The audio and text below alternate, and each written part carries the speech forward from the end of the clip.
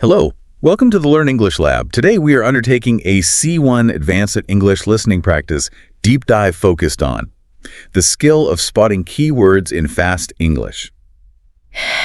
Okay, let's unpack this. Because, if you've ever tuned into native English speakers, maybe watching a movie or listening to a conversation, and you felt like all that complex grammar you studied just dissolved instantly into this incomprehensible torrent. Oh, yeah. That specific, almost paralyzing frustration. Absolutely. It feels like being caught in you called it a linguistic whirlwind, and that's a great description. Every word seems to blur into one long, confusing sound. Right. And that feeling, it's pretty much universal among advanced learners. But what's really crucial to understand, and this is key, this usually isn't about a lack of vocabulary or even your grammatical knowledge. Okay.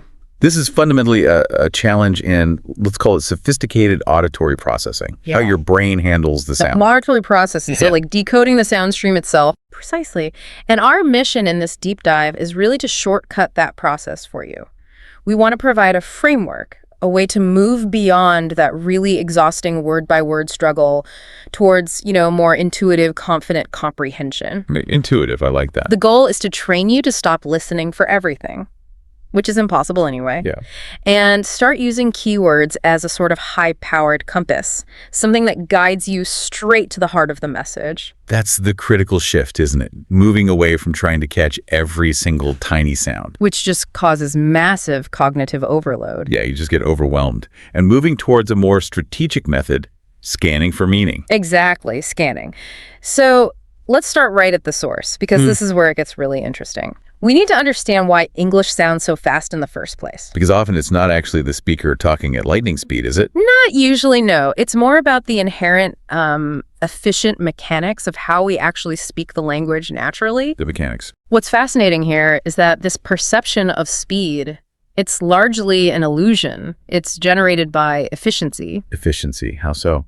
Native speakers, without thinking about it, use a whole series of predictable phonological processes, sound changes. Right. These processes make speech really fluid and quick for the speaker, but they can be profoundly disorienting, really challenging for the non-native ear. Right, because our ears expect something different based on the written word, maybe. Often, yes. Yeah. So to spot those important keywords effectively, you first have to kind of master this confusing sonic landscape where those keywords actually live. You need to understand the terrain. Okay, let's break down that terrain then, those mechanics, starting with, I guess, the biggest culprit, connected speech. Definitely the biggest. This is the whole phenomenon where words just flow into one another. They completely eliminate those nice, clear spaces we rely on when we're reading. Yeah, the spaces disappear. They really do.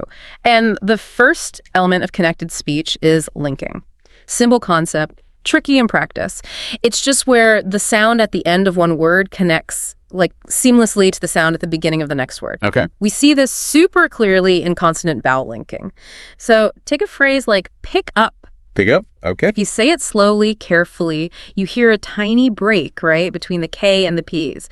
Pick up. I hear it. But naturally, nobody says it like that. It blends into something that sounds more like pike up. Pike up, right, one unit. Exactly. Or think about turn off. It becomes turn off. Right off, yeah. So you, the listener, might be searching your mental dictionary for two distinct words, turn and off, but your ear is only hearing this single unified sound stream, turn off. And that boundary dissolution, it happens instantly. You don't even notice it as a native speaker. Not at all. And then you got vowel linking, which can be even trickier sometimes. Or that. Because here, the speaker often inserts a kind of ghost sound, an intrusive sound, usually an R, J, or W, just to smooth the transition between two vowel sounds. To avoid that little stop or hiccup between vowels. Precisely, to avoid a glottal stop. So think about the word drawing. Okay. Sometimes, especially in certain accents, you'll hear an intrusive R sound slipped in, drawing. I've heard that. It's not spelled with an R there. Nope, it's purely mechanical. Or a really common phrasal verb like go on. That might naturally acquire a little W sound bridging the two vowels. Allo, go, one. Go one. Yeah, I hear that too. These sounds, the R, the W, they aren't in the spelling at all. They're just physiological bridges created by the tongue moving quickly between two open vowel positions. And if you don't anticipate that bridge sound, you might miss the word entirely or mishear it as something else. Okay, so linking connects words. What else makes speech sound fast and blurry? Well, Beyond bridging words together, sounds within words can also simplify themselves through elision. Elision. That sounds like deletion. It is. It's the complete disappearance of a sound. Often happens to weak vowels or consonants when they get sort of squeezed between other sounds. It just simplifies the pronunciation. So a sound you expect to hear just isn't there. Exactly. And that's critical because your brain expects that sound based on the spelling or slow pronunciation, and when it's not delivered, it throws you off. You give an example? Sure, a really common one. Chocolate. Chocolate. Okay. If you look at the spelling, you expect maybe 3 distinct syllables, right? Chocolate? Yeah, or even 4 if you're really careful. But native speakers very often reduce it drastically. It comes out sounding like tic-cat. Chocolate? Wow, that middle vowel is just gone. Completely gone. Or another classic, fish and chips. Fish and chips. Often becomes fish and chips. The and gets reduced to n, and the do disappears. Fish and chips. Fish and chips. Yeah, okay. I find the elision of bed and dude sounds particularly confusing. They seem to disappear a lot. Oh, absolutely. Those alveolar sounds, T and D, are prime candidates for elision. They're highly predictable dropouts. Predictable how? If you have a T or D sound kind of sandwiched between other consonants, especially at the end of a word before another consonant, it often just vanishes. Right. Think of must be. Very often sounds like must be. The tet disappears. Must be, right. Or next day often becomes next day. Next day. Wow. So if your auditory system as a learner is specifically listening for that T or D and it's just not there. You think they spoke too quickly or mumbled or skipped something important? Exactly. When in fact, they just used a standard efficient pronunciation pattern, maximized efficiency. Okay, linking, elision. What's the third piece of this connected speech puzzle? The third one is assimilation. This is where a sound doesn't disappear, but it actually changes its identity. It becomes more like a neighboring sound. Changes identity. How? It's purely for physiological ease, making it easier for the mouth to move. So when you say 10 plus, 10 plus. the final sound in 10 is N, made with the tongue behind the teeth. The first sound in plus is P, made with the lips. Right. N and P. Your mouth is already getting ready to make that P sound, closing the lips. So very often that N sound changes into an M sound, which is also made with the lips. It becomes plus. 10 plus. So the N becomes an M because of the P coming next. Exactly. It assimilates to the place of articulation of the next sound. It's easier to say 10 plus than 10 plus quickly. That makes sense. Any other common examples? Oh, the classic one you hear all the time, did you? Did you? The D sound at the end of did and the J sound, like Y at the start of you, merge together. They assimilate to create a J sound, like in judge. Did you? Right. So these phonological processes, linking, elision, assimilation, they are fundamentally why the words you hear in fast, natural speech are often quite different, sometimes drastically different, versions of the words you learned in isolation or from a textbook. Okay. That explains why the word boundaries get blurry and sounds change. But what about the rhythm? The feeling that some words fly by and others stand out. Yes. If connected speech warps the boundaries, then reductions fundamentally alter the identity of certain words, and this is where that perception of speed really, really accelerates. Reductions, okay. And to understand reductions, you absolutely have to grasp that English is a stress-timed language. This is vital. Stress-timed. What does that mean exactly compared to other languages? Well, some languages are syllable-timed, meaning each syllable gets roughly the same amount of time, like ta-ta-ta-ta. Think of Spanish or French, maybe. Yeah. English isn't like that. In English, the stressed syllables occur at roughly regular intervals, like beats in music. Da-da-da-da-da-da-da. Right. The rhythm focuses on the stressed beat. Exactly. And all the unstressed syllables, they get aggressively squeezed in between those main stress points. They have to fit. The famous rhythm of English. So that squeezing explains those kind of mushy or blurry bits you hear in the middle of sentences sometimes. It totally does. The language is literally built to prioritize certain sounds, the stressed ones, and de-emphasize others. And that squeezing leads to? It leads directly to weak forms. This is huge for listening comprehension. Weak forms, okay. The common, small grammatical words, what we call function words, things like prepositions, articles, auxiliary verbs, they almost always lose their full, clear vowel sound in natural, connected speech. They become weak. They become the weak forms, yes. They're like the understudies in a play. They don't get the spotlight. So give me an example, like the word to. Perfect example. The preposition to, in isolation, or if you strongly emphasize it, it has the long oo sound. to. Right. But in a normal sentence like I need to go, you almost never hear tos. You hear the weak form, tr, with the schwa sound, I need trout. That little oos sound. That's the one. Or the conjunction and. You rarely hear and. You hear n, bread butter. Bread butter, yeah. Or for, not first, but yeah, this is fresh you. These absolutely essential but low information connector words get reduced down to these tiny fleeting sounds. And that weak vowel sound they use is mostly the schwa, right? The or sound. Overwhelmingly, yes. The schwa is the most common vowel sound in English because of this reduction process. It's that short, vague, super indistinct vowel sound. It's the sound of unstressed syllables. You hear it in longer words too, right? Not just function words. Oh, absolutely. Vowel reduction happens in unstressed syllables within longer words as well. Think of photograph. Photograph. The first O is stressed, P-A-O-T graph. The second O and the A are unstressed, and they both reduce to schwa, surtadraf. Yeah, or comfortable. Classic example, C-O-M-F-T chamble, K-M-F-T gel. That middle syllable gets squashed and reduced to schwa.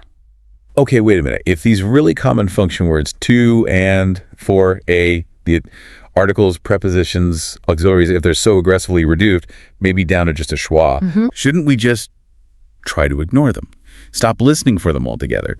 But if we do that, aren't we missing crucial grammatical information, especially at, C1 advanced level, where the exact preposition or auxiliary verb can really change the meaning? There's a really perceptive question, a really important one, and the answer is it's nuanced. Okay. We don't consciously try to stop listening for them, like putting our fingers in our ears when they come up, but we absolutely must stop relying on them for the core meaning of the sentence. Stop relying on them. Their reduction, the fact that they become weak forms, is the language's own signal to us. It's saying, hey, this bit is structural glue. It's not the main information. Ah, okay. The sound itself tells you its role. Precisely. And the genius of the stress hierarchy in English is that it provides a natural auditory filter. It automatically highlights what's important. The stress hierarchy, let's unpack that. It's the key distinction we need. You have content words on one side and function words on the other. Content words are the stars of the show, right? Absolutely. They carry the main information, the meaning. We're talking nouns like idea, success, market. Main verbs, decide, create, analyze. Adjectives, important, complex, new. And adverbs, quickly, often, carefully. Okay. The words that paint the picture. Exactly. And crucially, these content words are almost always stressed. Stressed means? Stressed means they get that VIP treatment acoustically, usually a slightly higher pitch, noticeably louder volume, a slightly longer duration, and this is the clincher. They keep their clear, full vowel sound. They don't reduce to schwa. Ah, the clear vowel is the giveaway. It's a huge clue. These stressed content words are the keywords we need to learn to isolate. They're the landmarks in the sonic stream. Okay, so those are the content words. What about the other side? The other side is the function words. We mentioned them: prepositions, in for at, articles a, the conjunctions, and but or, auxiliary verbs, is, are, have, do, pronouns, he, she, it. The grammatical glue. Perfect description. They provide the structure, the connections, but they carry very little independent meaning themselves. And acoustically. They are the opposite of content words. They are typically unstressed, they get reduced often to that schwa sound, and they become these fleeting sounds that pass really quickly between the stressed content words. So they're kind of designed to fade into the background. Acoustically, yes, they are. And here's the crucial implication for listening strategy. If you spend your limited cognitive energy trying desperately to catch every single one of those little unstressed, reduced function words, you'll miss the big, important, stressed content word that comes right after it. Guaranteed. You'll be listening for the glue and miss the becks. Okay, so what does all this mean then for you, the listener, if we boil down this whole section on why English sounds fast? The primary takeaway, the absolute core idea, is that successful comprehension, moving from just hearing noise to actually understanding, comes down entirely to discerning those critical stressed information carriers, the content words, from the fleeting, unstressed grammatical glue, the function words. It's about filtering. It's fundamentally about filtering. And if we connect this back to how our brains naturally process information, Think about reading, say, an executive summary of a long report. Okay. You wouldn't read every single letter, would you? You'd scan. You'd look for the bolded headings, the key bullet points, the main verbs and nouns that tell you the gist. Right. You zero in on the important bits. Exactly. Listening effectively requires the same scanning technique, but because sound is transient, it disappears as soon as it's spoken. We have to scan the sonic stream, listening for those pivotal, stressed landmarks as they fly by. Okay, so let's really solidify this difference then. Content words versus function words. Yeah. This seems like the absolute foundation for strategic listening. It is.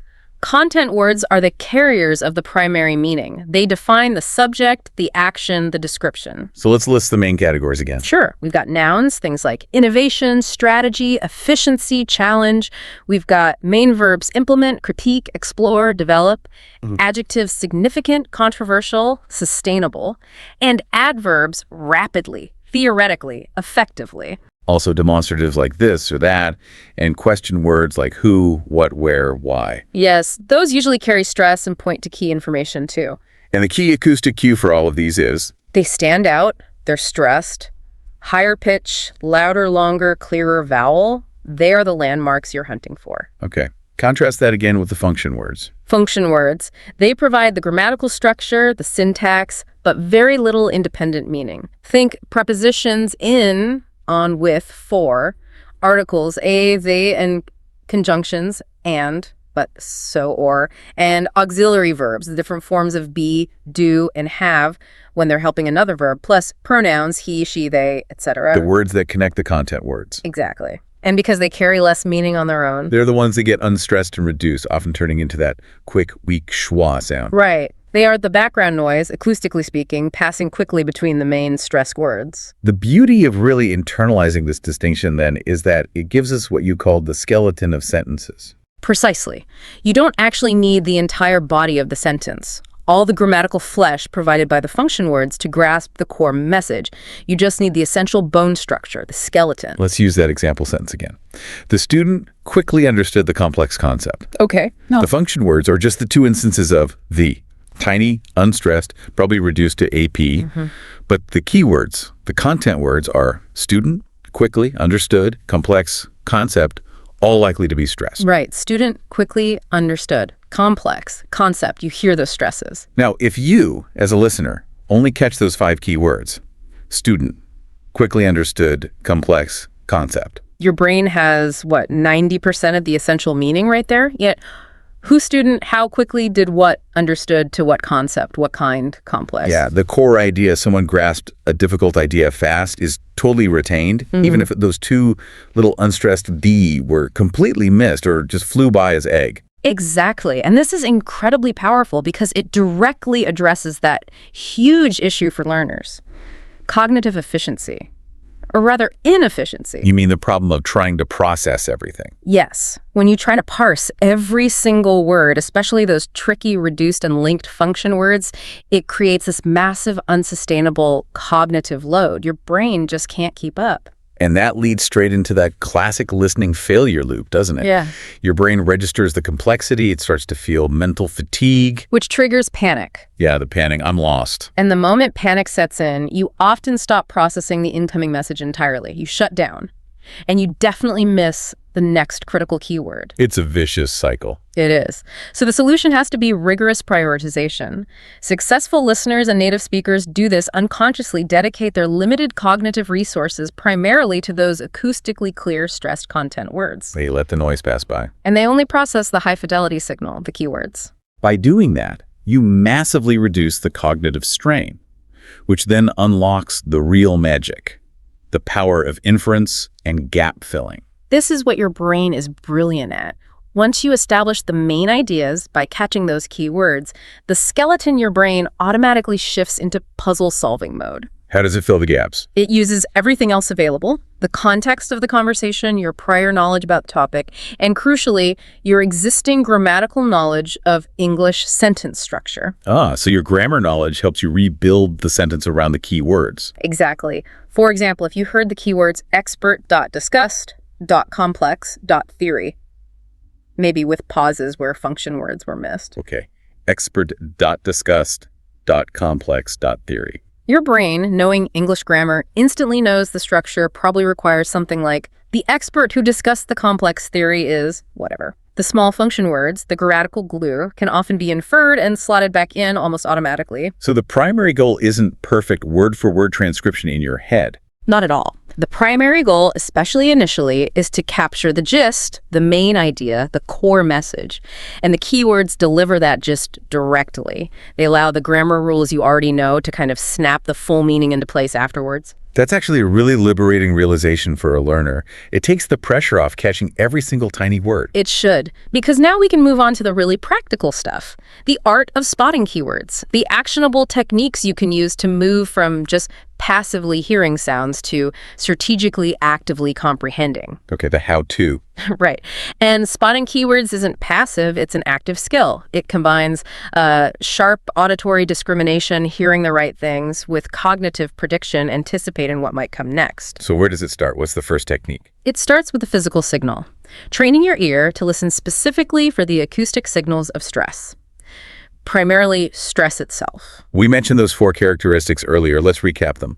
Keywords, the stressed words, tend to have a higher pitch, be spoken with louder volume, possess a slightly longer duration, and the one I think is often the most reliable cue, retain a clearer vowel sound. the clearer vowel. That's the ultimate test, you said. It often is. If the vowel sound is the full, distinct sound you learned, like the clear N and difficult, it's almost certainly a stressed content word. If it's that weak, mushy schwa, it's almost certainly an unstressed function word or an unstressed syllable. So how do you train your ear to pick up on these stress signals more effectively? Well, here's a practical tip.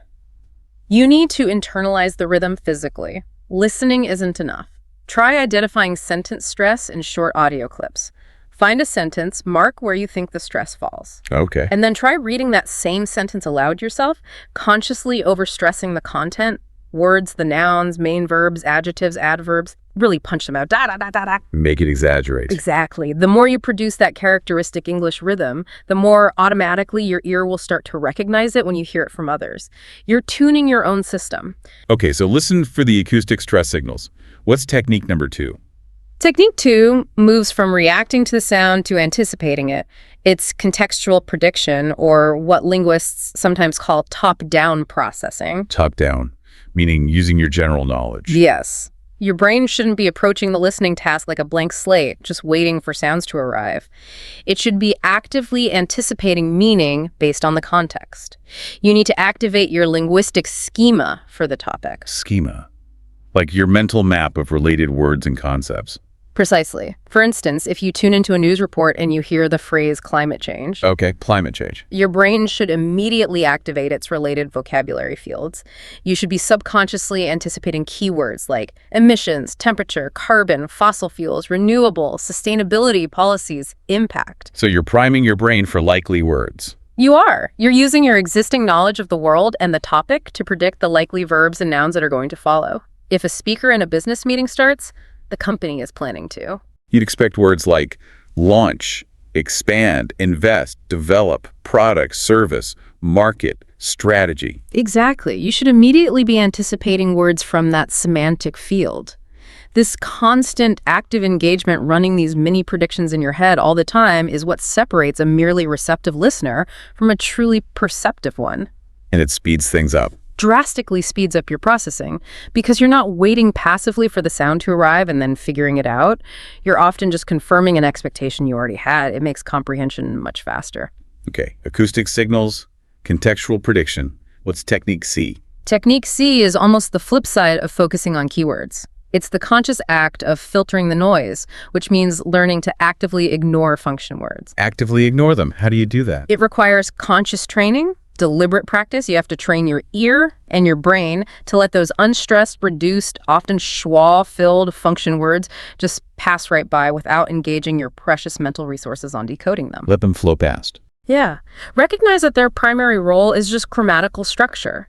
Once you capture the core meaning via the keywords, the skeleton, your brain can usually fill in that grammatical structure later using inference, like we discuss. So by deliberately not spending mental energy trying to perfectly identify sounds like is or a or of or the. You free up crucial cognitive bandwidth. You save that energy to focus intently on catching the next stressed keyword, the one that actually delivers new information. It's about resource allocation in your brain. Makes sense. Yeah. Okay, what's next? Technique D. Listen for reinforcement signals and structure.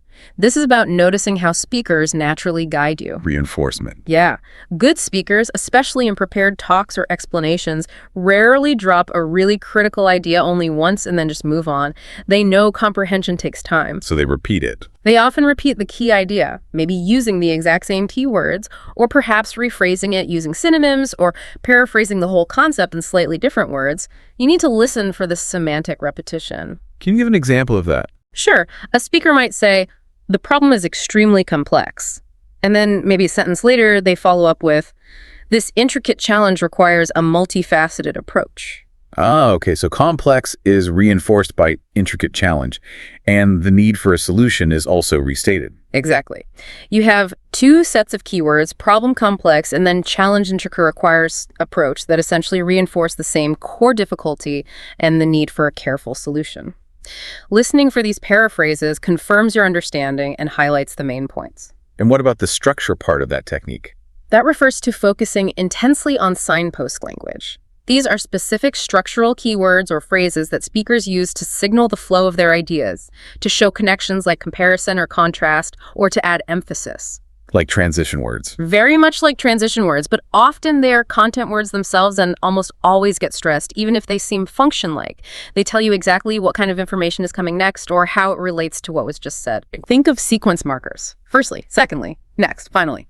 Contrast markers. However, nevertheless, on the other hand, but causality markers. Therefore, consequently, as a result, because, or emphasis markers. Most importantly, the key takeaway is, in conclusion, what really matters here is. Okay, so if you catch one of those signpost words, you get a massive clue about the relationship between ideas. If you hear, however, you know a contrasting point is coming. If you hear, most importantly, you know you need to pay extra attention to the keywords that follow. They are navigation aids. Got it. Okay, one last technique in this section. Handling mistakes. Yes, absolutely essential for listening resilience. Handling gaps and imperfection, because you will miss words. Everyone does. So what's the rule when you realize you've missed something? The cardinal rule is incredibly simple, but hard to follow sometimes. Do not get stuck. Do not stop. Don't dwell on the missed word. Absolutely not. The moment you stop the flow of listening to mentally rewind and try to figure out that one missed word, you inevitably enter that panic loop we talked about. And while you're stuck on word number 3, words 4, 5, 6, 7, and 8, potentially all crucial keywords, have flown right past your ears. You fall further and further behind. Exactly. So the technique is acknowledge you missed something and immediately refocus your attention on catching the next potential keyword. Keep moving forward with the speaker. But what if the missed word seemed important? Leverage the keywords you did catch, both before and after the gap. Use the context. Use your inference skills. Try to piece together the likely meaning of the missing part based on the surrounding skeleton you did manage to capture. So use partial information to rebuild the likely message. Yes. That's the difference between an advanced listener and a novice. An advanced learner can work with incomplete data and still synthesize the overall picture. Remember, the goal, especially in fast speech, is often gist and main idea comprehension first, not perfect, flawless transcription in your head. Accepting that imperfection is normal. That actually helps you understand more. Paradoxically, yes. Accepting imperfection dissipates the panic, and panic is the enemy of comprehension. Letting go of the need for 100% accuracy frees up your mental resources to focus on what you are actually hearing clearly. Okay, that makes a lot of sense. So we understand the mechanics, we know the theory of keywords, and we have these active spotting techniques. Now for the really practical part, how do we actually train this? Let's get into the practice strategies. Right, because developing this kind of nuanced listening skill doesn't just happen by osmosis, by just listening passively. It requires consistent, deliberate practice to make these techniques feel automatic, instinctual. So what's exercise number 1? Let's start with a modification of a really powerful technique called shadowing. We'll call this the keyword-only shadowing technique. Shadowing is where you repeat the audio almost simultaneously. Yeah. Right? Trying to match the speaker's rhythm and intonation. Exactly. But here, we're going to narrow the focus dramatically. First, Choose a short audio segment, maybe just 30 to 45 seconds long, nothing too daunting. Okay. Listen to it once normally. Then shadow the full segment once, trying to capture the overall rhythm and flow, even if you stumble. All right, shadow the whole thing first. Then here's a key step. Listen again, and this time, only try to repeat aloud the stressed content words. You must consciously, deliberately let the unstressed function words fade into the background. Don't say them.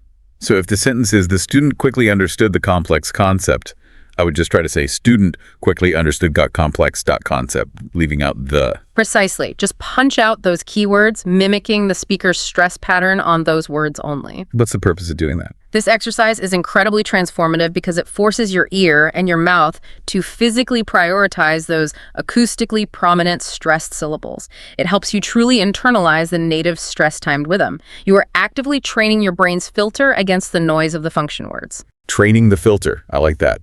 Okay, what's next?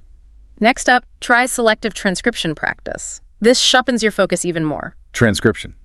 Writing it down. Yes, but selectively. Listen to a slightly longer clip this time, maybe 1 to 2 minutes. And as you listen, write down only the key words you hear. Just the main nouns, main verbs, important adjectives, and adverbs. So again, actively ignoring all the prepositions, articles, auxiliary verbs, pronouns. Completely ignore them. Just jot down the words that seem to carry the core meaning. Don't worry about full sentences or perfect grammar, just a list of keywords. Okay, got my keyword list. Then what? Then find the full transcript of that audio clip. Compare your truncated keyword list to the full text. Ask yourself, how much of the essential meaning did I actually capture just with these keywords? And the likely answer is? You'll often be surprised. You might find you captured 80%, maybe even 90% or more of the core message just by focusing exclusively on those information carriers. This practice relentlessly sharpens your ability to filter out the grammatical words, proving their relative non-necessity for basic comprehension. Okay, selective transcription. What's exercise 3? Exercise 3 is just listening with keyword focus. This is really helpful for managing that initial feeling of cognitive overwhelm, especially when you're tackling difficult or fast content. Just listening. Yeah. So listening for the main idea first. Exactly. On your very first listen to a new piece of audio, your only goal is to understand the main topic, maybe the speaker's general attitude or tone, and perhaps identify just 2 or 3 very broad points being made. That is it. So you're specifically not trying to catch details in the first pass. You are specifically prohibited from trying to catch details. This deliberately lowers the initial pressure and reduces anxiety. Once you feel you have the basic gist, the main idea, Then you listen again. then you listen a second time, maybe even a third. And now your task is to specifically target the keywords, the stressed content words that support those main points you identified. Use the keywords to build out the detail around the gist you already have. So it's a layered approach. Gist first, then details via keywords. Yes. And it proves to you that meaningful comprehension is absolutely possible even when you inevitably miss some of the reduced words or finer details on the first try. It builds confidence. Okay, good strategy. What about predictive listening? Yes, predictive listening drills. These build directly on that idea of top-down processing and context we talked about earlier. This is a great way to actively increase your real-time processing speed. How does it work? Find an audio track with the transcript available. Listen to just the first sentence or two, enough to establish the topic and the likely direction the speaker is going. Okay, got the context. Then immediately hit pause. Based on the keywords you just heard and the context you've established, try to actively predict the next 1 or 2 high-value keywords you think are likely to come up next, maybe a specific noun or verb. So make a guess based on the topic. Make an educated guess. You can even jot it down quickly. Then, unpause the audio and listen to the next chunk. Check your prediction. Were you right? Were you close? What does this prediction exercise achieve? It forces your mind out of passive reception mode and into active anticipation. This is critical for improving your real-time comprehension speed. The faster and more accurately you can anticipate what's coming, the less you have to rely on catching every sound perfectly as it happens. You're meeting the speaker halfway mentally. Okay, actively predicting. Now, you mentioned transcripts. How should we use them effectively? You said not to just read along. Right. Using transcripts is absolutely essential for analysis, but you need to use them strategically for post-listening analysis. Listening while reading the transcript simultaneously, especially the first time, turns it mostly into a reading practice exercise, not a listening one. You bypass the auditory challenge. So listen first without it. Yes. Apply your keyword spotting techniques, do your gist listening, maybe try the selective transcription. After you've done your best with just your ears, then open the transcript. And then what? Just read it. No, make it active. Get out a highlighter or use the highlight function on your computer or tablet. Go through the transcript and physically highlight all the content words, the nouns, main verbs, adjectives, adverbs. Ignore the function words. Highlight the likely keywords. Okay. Now, listen to the audio again, but this time, follow along by reading only the highlighted words on the page. Let your eyes jump from one highlighted word to the next as you hear them spoken. Okay. What will that show me? It will create a powerful, explicit connection in your brain between the acoustic signal of stress, the higher pitch, loudness, clearer vowel you're hearing, and the visual identification of the keyword on the page. You're confirming the pattern. That's what stress sounds like on that type of word. It solidifies the pattern recognition incredibly well. Connecting the sound to the word type. Very useful. Okay, one last practice strategy. Yes, and it's more general advice, but crucial. Exposure to varied speeds and accents. You can't just practice with one type of speaker or one comfortable speed. Gotta push the boundaries. You have to. If you only ever listen to, say, carefully scripted educational talks, you won't be prepared for the reality of faster, less predictable conversations. Start manageably, sure. Maybe TED Talks or clear newsreaders are good starting points. But then increase the difficulty. Gradually, but definitely increase the challenge. Move towards faster, multi-speaker, unscripted content, things like podcasts with natural conversations, panel discussions, maybe challenging interviews, or dense news reports with reporters speaking quickly from the field. And accents are key too. Absolutely critical. Don't just stick to standard American or British English if you can help it. Yeah. Actively seek out diverse accents, Australian, Irish, Scottish, South African, Indian English, advanced non-native speakers from various backgrounds. Each new accent you grapple with builds your auditory flexibility and makes your listening skills more robust and resilient across different real-world speech patterns. Okay, so keyword shadowing, selective transcription, just listening, predictive drills, smart transcript use, and varied exposure.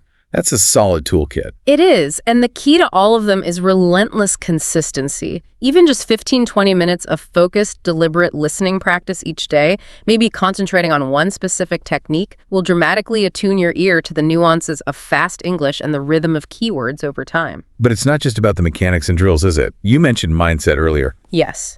Ultimately, reaching a level of mastery in listening comprehension, especially with fast speech, rests significantly on a critical shift in your mindset. It involves moving beyond just the mechanical techniques to embrace the psychology of understanding. And the first big psychological shift is? It's perhaps the most liberating one, embracing imperfection and reducing anxiety. You absolutely must shatter the deeply ingrained misconception that you are supposed to catch, understand, and process every single word a native speaker utters. That's not the goal, even at an advanced level. It's not the goal, and frankly, it's not even possible a lot of the time. Think about it. Native speakers listening in noisy environments or when they're tired or multitasking, they miss words all the time. They mishear things. It's normal. So the goal should be? The goal must shift from achieving perfect word-for-word transcription in your head to achieving effective meaning recovery. Understanding the core message, the main points, the speaker's intention. So change the internal monologue from, oh no, I missed a word.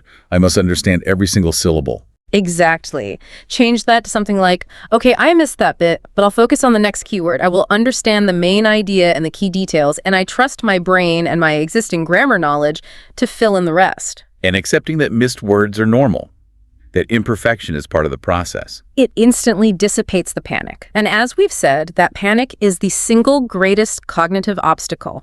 It shuts down your processing. Letting go of the need for perfection actually frees up your mental resources to focus on understanding what you are hearing clearly. Okay, embrace imperfection. What's the next mindset piece? Adopting a truly holistic approach. Recognizing that your listening skills, particularly keyword spotting, are not developed in a vacuum.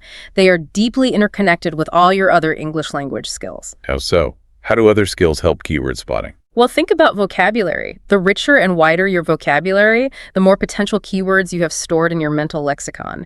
You have a wider net to catch the content words being spoken, and you can make better predictions about what words might come next. Makes sense. More words known, more keywords recognized. What about grammar? Grammar is crucial for the gap-filling process. If your understanding of English sentence structure is solid, your brain is much better equipped to infer the grammatical relationships between the keywords you successfully caught. It helps you rebuild the likely meaning even with missing function words. So good grammar helps you make better inferences around the keywords. Precisely. And there's a massive, often overlooked side benefit that flows the other way too, impacting your speaking. How does focusing on keywords and listening improve speaking? When you deliberately train your ear to recognize the stress patterns of English, which words get stressed, keywords, and which get reduced, function words, you start to internalize that rhythm. And that internalized rhythm automatically begins to influence your own speech production. So I'll start stressing the right words more naturally when I talk. Yes. Your intonation, your rhythm, where you place emphasis, it all starts to sound more natural, more fluent. You become more effective at conveying your own meaning because you intuitively understand which words need to be highlighted for your listener. You sound less monotonous and more like a native speaker rhythmically. That's a great bonus. Yeah. Okay, so embrace imperfection, see it holistically with other skills. What's the final mindset element? It comes back to continuous exposure and building confidence.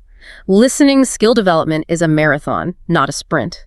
It has to become a regular integrated habit. Not just something you do in study sessions. Exactly. Weave it into your daily life. Listen to podcasts or news during your commute, while doing chores, while exercising. Use authentic, engaging, challenging content that interests you. Consistency is paramount. And how do you build the confidence side? Listening can feel frustrating. You have to consciously track your small wins. Did you successfully predict a keyword today? Did you manage to grasp the gist of a difficult segment on the first try? Did you understand a speaker with an accent you previously found impossible? Acknowledge the progress. Yes. Acknowledge and celebrate those small victories. Each one builds trust in your own growing intuition, your developing ear for the language. You need to learn to trust that your brain is getting better at automatically identifying those stressed, information-rich words that truly matter. Confidence reduces anxiety, which further improves comprehension. It's a positive feedback loop. So wrapping this all up then, by really digging into the mechanics of why English sounds fast, understanding that blur of connected speech, the reductions, the unique stress-timed rhythm. And by consciously, deliberately employing these keyword spotting techniques, listening for stress, predicting contextually, filtering noise, using structure, and handling gaps. The thing that once felt like an intimidating, overwhelming linguistic torrent, it starts to transform into something more like a clear, navigable path. You're giving yourself the tools to find the way. That's the entire objective, yes. You're learning to listen smarter, not just harder or faster. So the final takeaway for everyone listening, I'd say, cast aside the fear of fast English. It's not magic. It's mechanics and strategy. Embrace the challenge. Equip yourself with this powerful set of tools, understanding the acoustic signals, mastering the predictive process, developing the ability to filter the noise effectively. Your advanced comprehension will absolutely thrive when you start listening primarily for the words that deliver the real power, the real meaning. That's a great summary. And maybe a final thought for you, the listener, to explore on your own.